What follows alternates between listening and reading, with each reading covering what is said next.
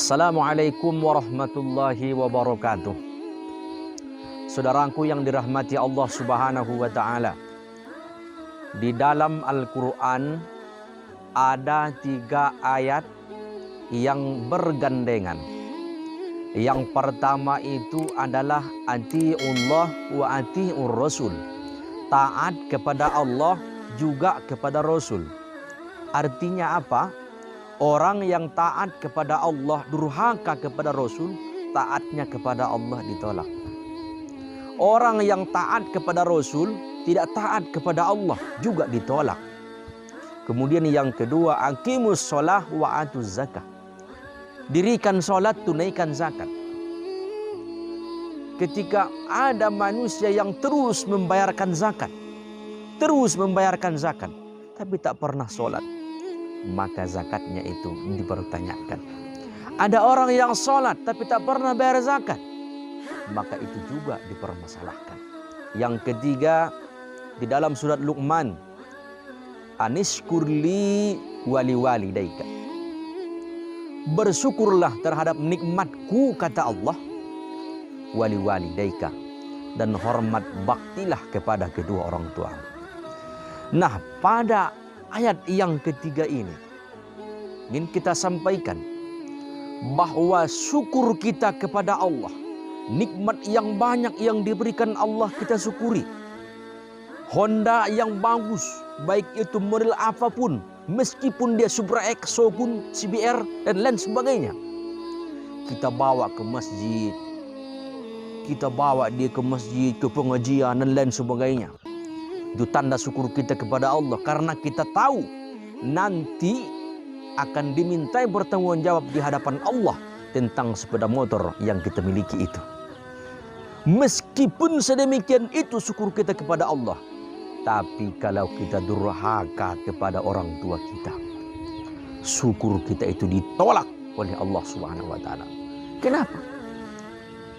Karena bakti kepada orang tua itu juga merupakan perbuatan yang mulia. Wa qada rabbuka alla ta'budu illa iyyahu wa bil walidaini ihsana. Perbuatan yang mulia itu adalah menyembah Allah. Setelah itu barulah berbakti kepada kedua orang tua kita. Saudaraku yang dirahmati Allah Subhanahu wa ta'ala, bila kamu masih mempunyai orang tua yang hidup aktif dua-duanya, maka tetaplah bersyukur kepada Allah dengan orang tuamu masih hidup. Di samping itu berbaktilah kepadanya. Jangan engkau sakiti hatinya, jangan engkau goreskan perasaan yang menyinggung hatinya. Jangan engkau lontarkan kata-kata yang membuat hatinya menjadi tersinggung. Karena ketika nanti dia sudah tiada, barulah engkau merasakan kehilangan.